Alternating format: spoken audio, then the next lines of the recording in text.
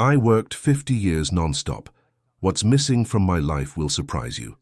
Today was my last day.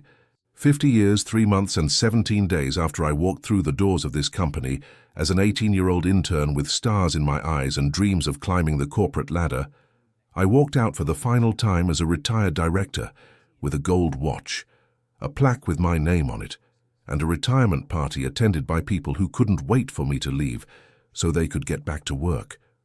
Are you enjoying this story? Then consider supporting the channel by subscribing. Take a look. 94.8% of the people who watch these videos are still not subscribed to the channel. If you're part of that group, take the opportunity to subscribe now. It's free, and you'll keep receiving amazing stories. And don't forget, at the end of the video you'll find more stories like this one. I'm 68 years old, and as I drove away from the office building that has been the center of my universe for half a century, I felt something I didn't expect. Not relief or joy or excitement about retirement. I felt terror, absolute paralyzing terror. Because for the first time in 50 years, I had nowhere to go, nothing to do, and no identity beyond being an employee of a company that just replaced me. Let me tell you what 50 years of non-stop work looks like in concrete terms, because I think it's important to understand exactly what I'm talking about when I say I worked non-stop. I started at this company in 1975, fresh out of high school, as an intern in the mailroom. I was 18 years old, ambitious, eager to prove myself, ready to do whatever it took to succeed. And for the next 50 years, I did exactly that. I never took a complete vacation. Not once in 50 years. I would take a day here or there when absolutely forced to, when I had used too many vacation days, and HR insisted I take some before they expired. But I never took a week off, never mind 2 weeks. The idea of being away from work for an extended period made me anxious. What if something happened that needed my attention? What if they realized they didn't actually need me? What if I came back and discovered I had been forgotten? So I stayed. Always. I never called in sick, not once in 50 years. I came to work with the flu, with food poisoning, with back pain so severe I could barely stand, with migraines that made me see spots. I showed up. Always. Because that's what dedicated employees do. That's what people who are serious about their careers do. My colleagues would call in sick for a cold, would take mental health days, would use doctor's appointments as excuses to leave early or come in late. Not me. I was there every single day, no matter what. I was proud of that. My managers loved me for it. I was reliable, dependable, the one they could always count on. I was always the first to arrive and the last to leave. For 50 years, I got to the office at 6:30 a.m., a full hour and a half before the official start time, because I wanted to get a head start on the day, wanted to be seen as someone who went above and beyond, wanted to prove my dedication. And I stayed until 7 or 8 p.m. most nights, long after everyone else had gone home to their families and their lives. I worked through lunch at my desk, eating while I typed or reviewed documents or made calls.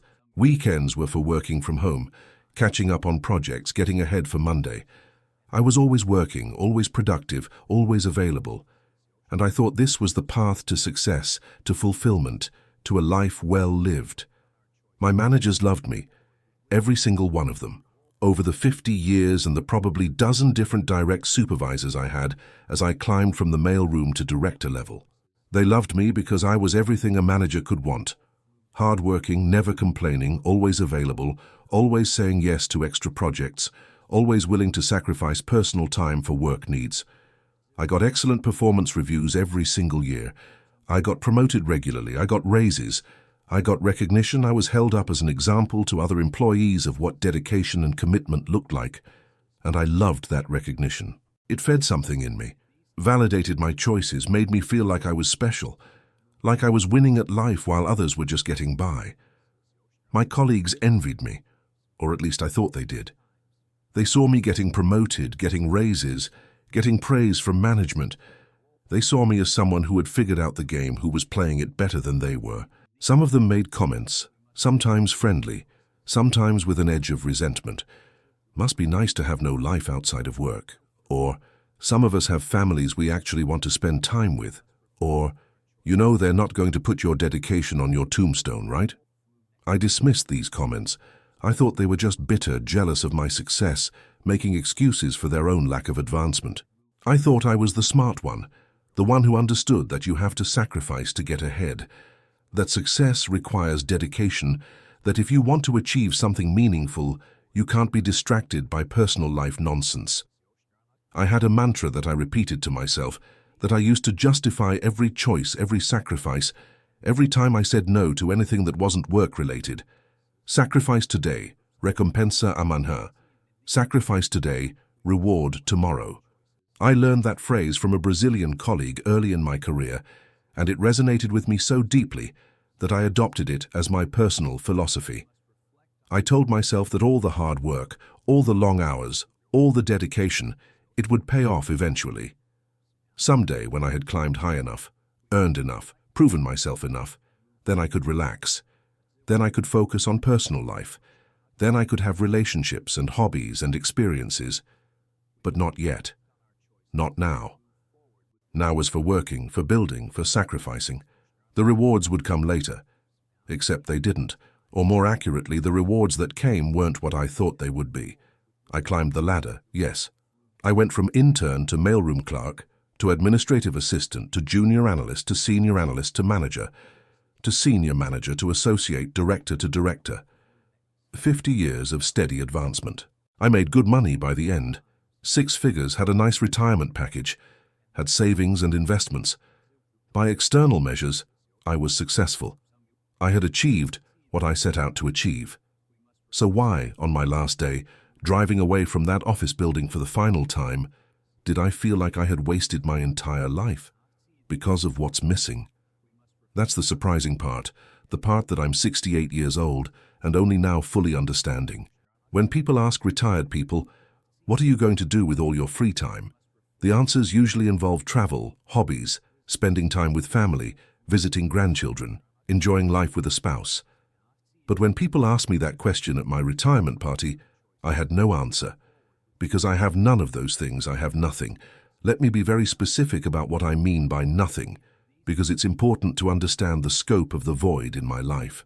I have never had a romantic relationship. Not one, not ever, not in 68 years, not in high school, because I was focused on working part-time jobs and saving money and planning for my career. Not in my 20s, because I was working 70 hours a week trying to prove myself and climb the ladder.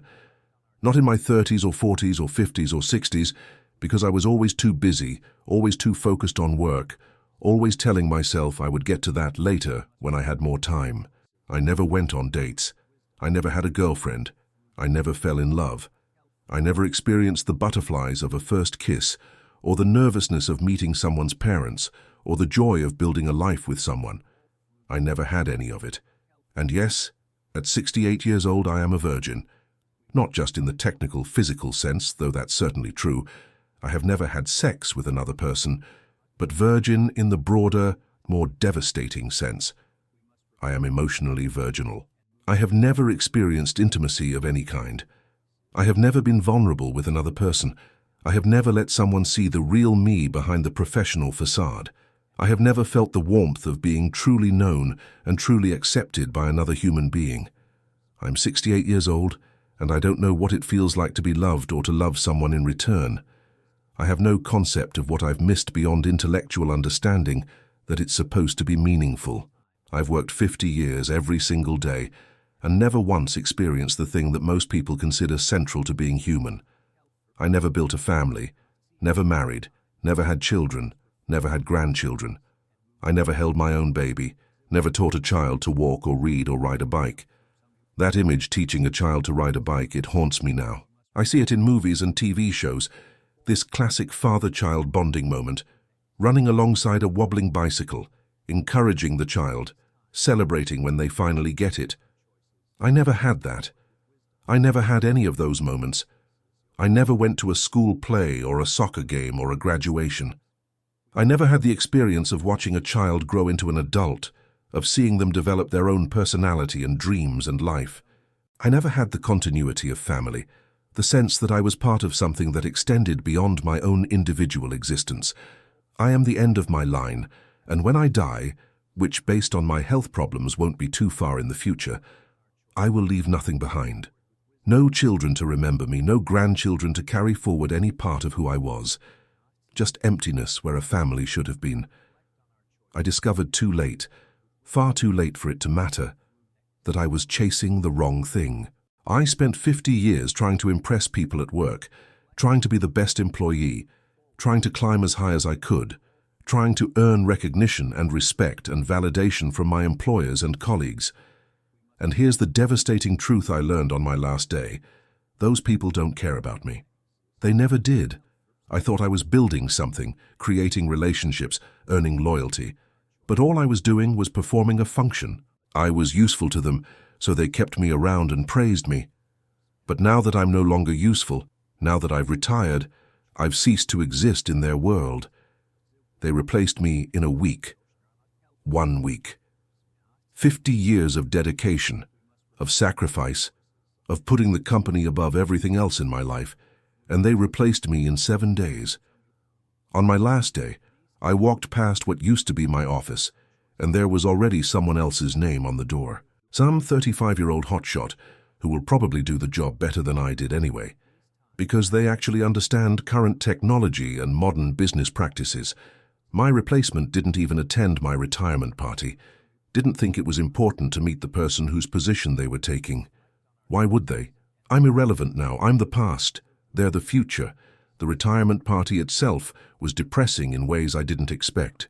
It was held in a conference room on a Friday afternoon, the classic time slot for optional events that people feel obligated to attend but want to escape from as quickly as possible.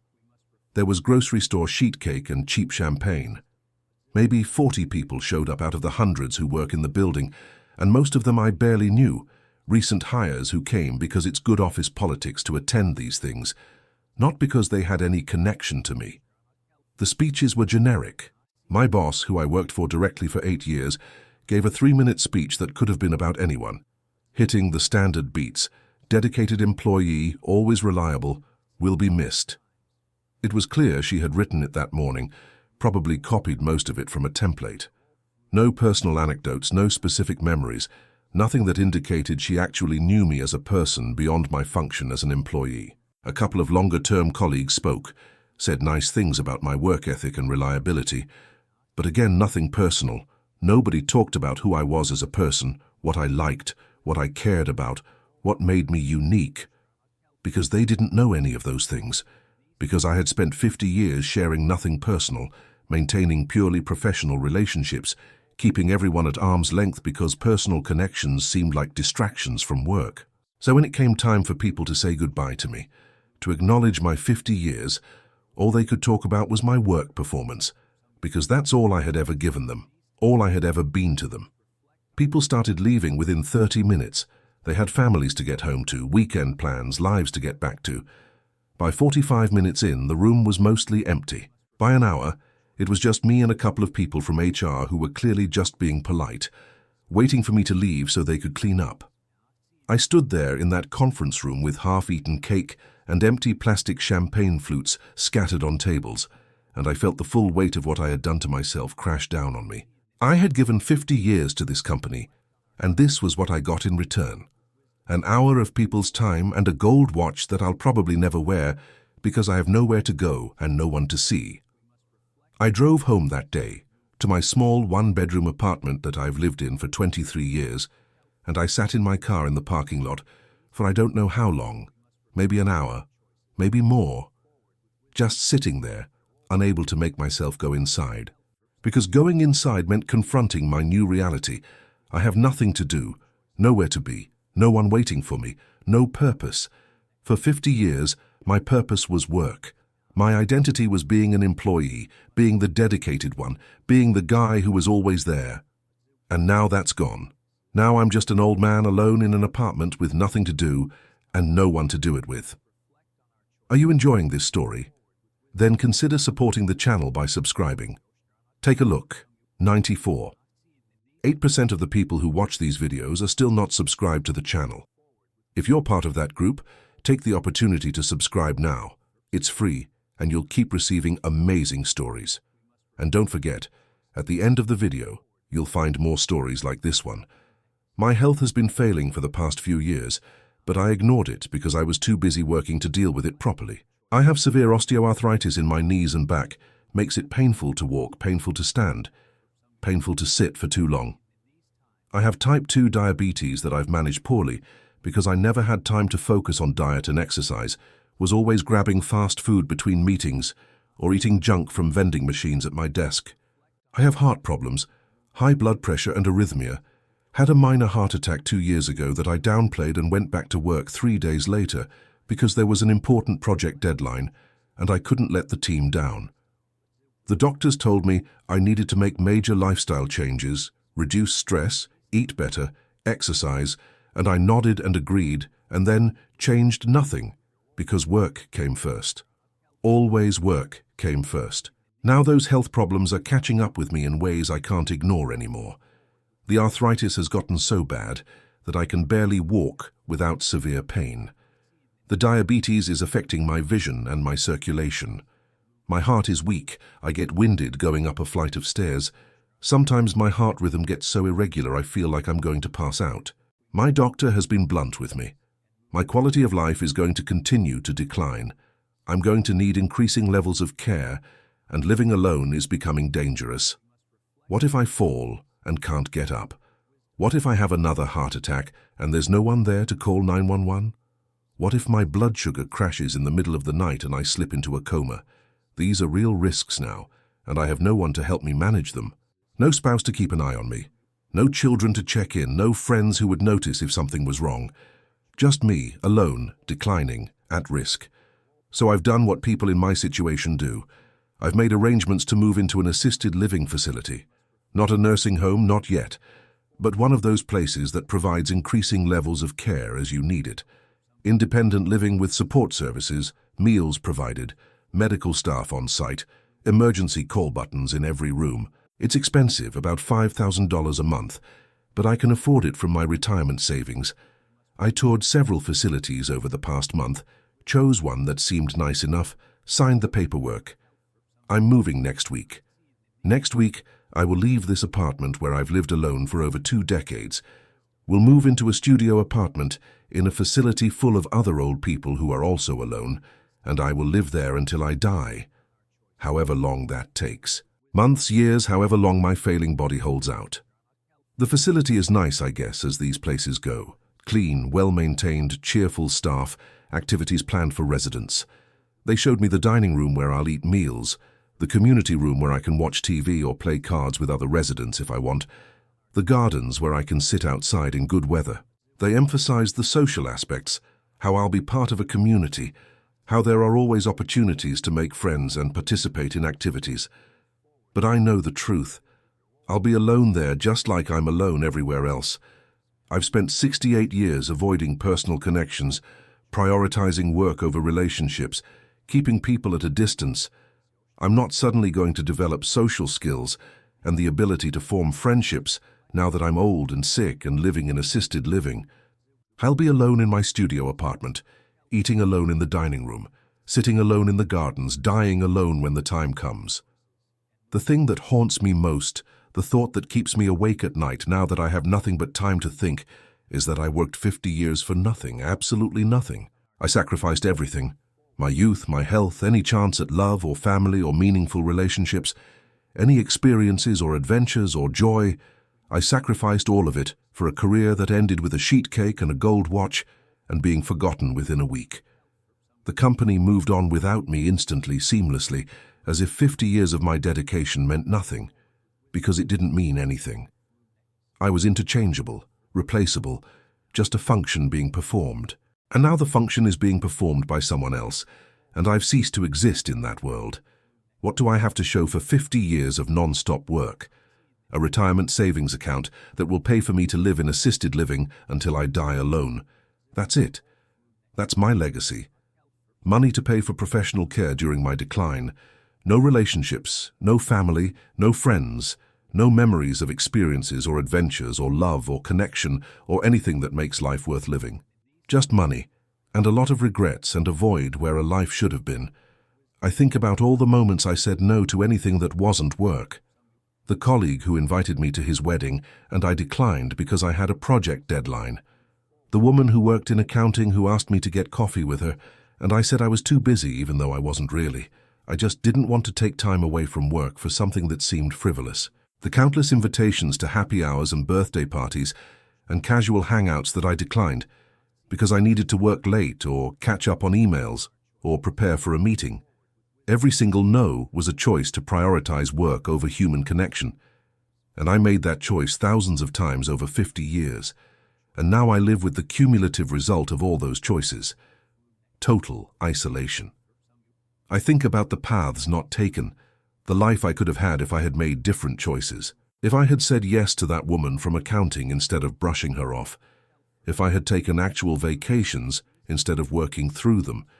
If I had left the office at normal hours sometimes and joined colleagues for social activities. If I had prioritized building a personal life with even a fraction of the energy and dedication I poured into my career. Maybe I would have gotten married. Maybe I would have had children. Maybe I would have built friendships that lasted decades. Maybe I would have memories of experiences and adventures and love. Maybe I would be retiring to a life full of people and purpose instead of to an assisted living facility where I'll die alone. But I didn't make those choices. I made the opposite choices consistently for 50 years. And you can't undo 50 years of choices.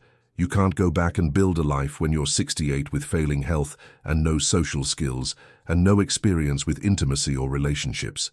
The window closed decades ago, and I didn't even notice it closing because I was too busy working. The worst part, the thing that makes this almost unbearable, is that I thought I was doing the right thing. I genuinely believed that dedication to work, that sacrifice for career, that putting professional success above everything else was smart and strategic and would lead to fulfillment. I believed the lie that success equals happiness, that if you just work hard enough and climb high enough and earn enough, everything else will fall into place. But it doesn't fall into place. You have to build it intentionally over time. And if you don't build it, if you ignore it while you focus on work, then it doesn't exist. And then you end up like me, 68 years old, retired, sitting alone in an apartment with nothing to do and nowhere to go and no one who cares, preparing to move into assisted living to wait for death. I look back at my life, and I see it with devastating clarity now that it's too late to change any of it.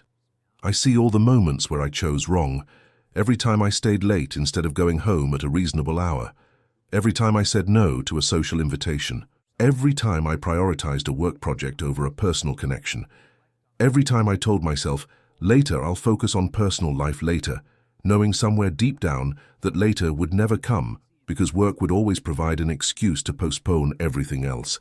I see it all now, see exactly how I built this prison I'm living in, and I can't escape it. If I could go back, if I could talk to my 18-year-old self starting that internship in the mailroom with big dreams of corporate success, what would I say? I would grab him by the shoulders and I would say, "This job doesn't love you. This company doesn't care about you. You are going to give them 50 years of your life, 50 years of dedication and sacrifice and loyalty, and they are going to replace you in a week and forget about you instantly. The gold watch they give you at the end is worthless. The plaque with your name on it is meaningless. The Employee of the Year awards you'll receive are just pieces of cheap plastic and paper. None of it matters. None of it is worth what you're going to sacrifice to get it." I would tell him to work hard, yes, but to also live, to say yes to social invitations, to take vacations, real vacations where you completely disconnect from work, to date, to fall in love, to risk your heart even if it means getting hurt, to build friendships, deep ones, the kind that require time and vulnerability and mutual care, to have experiences beyond work, to travel, to have hobbies, to do things just because they bring you joy even if they don't advance your career, to understand that balance isn't weakness, it's wisdom, that working 60-hour weeks every week for 50 years doesn't make you dedicated, it makes you tragic. That at the end of your life, you won't care about your job title or your salary or how many hours you worked. You'll care about whether you loved and were loved, whether you built meaningful relationships, whether you actually lived instead of just working. But I can't go back. I can't warn my younger self. I can't make different choices. All I can do is sit here in this apartment, 68 years old, retired one day with the rest of my life stretching ahead of me, empty and lonely and meaningless. All I can do is pack up my belongings this week, move into assisted living, and wait. Wait for my health to decline further. Wait for the day when I can't take care of myself anymore, and I have to move from independent living to nursing care. Wait for the heart attack or stroke or organ failure that will finally end this. Wait to die alone, having lived alone, having worked for 50 years to impress people who don't remember my name. This is what 50 years of non-stop work looks like from the other side. This is what sacrifice today, reward tomorrow leads to when you sacrifice for 50 years, and the reward never comes because you were chasing the wrong thing. This is what happens when you build a career instead of building a life. This is the price of dedication to a company that doesn't care about you, of loyalty to a job that will replace you without hesitation, of putting work above absolutely everything else for half a century. What's missing from my life? Everything. Everything that matters. Everything that makes life worth living. Love, connection, intimacy, family, friendship, experiences, memories, meaning, purpose beyond professional function. All of it. Missing. Gone. Sacrificed at the altar of a career that ended with a sheet cake and a gold watch. And now I'm 68 with failing health, moving into assisted living next week, preparing to die alone, and I can say with absolute certainty, I wasted my life. I worked 50 years for nothing, absolutely nothing, and I can't get it back, I can't undo it, I can't fix it. All I can do is live with it, however many months or years I have left, and hope that maybe someone will read this and make different choices before it's too late for them too. Are you enjoying this story?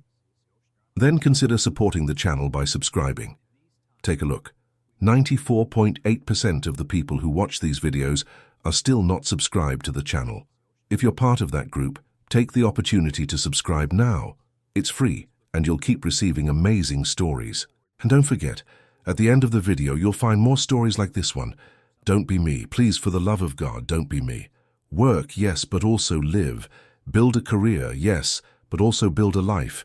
Be dedicated, yes, but not so dedicated that you sacrifice your humanity. Because at the end, and the end comes faster than you think, what you'll care about is not how many hours you worked, or how high you climbed, or how much money you made. What you'll care about is whether you loved and were loved, whether you built something real and human and meaningful, whether you actually lived instead of just working and waiting to die. And if you don't have that, if you're like me and you sacrificed everything for work and ended up with nothing that matters, then you'll spend your final years alone in assisted living, filled with regrets, knowing you wasted the one life you had, and no amount of career success or money can save you from that hell.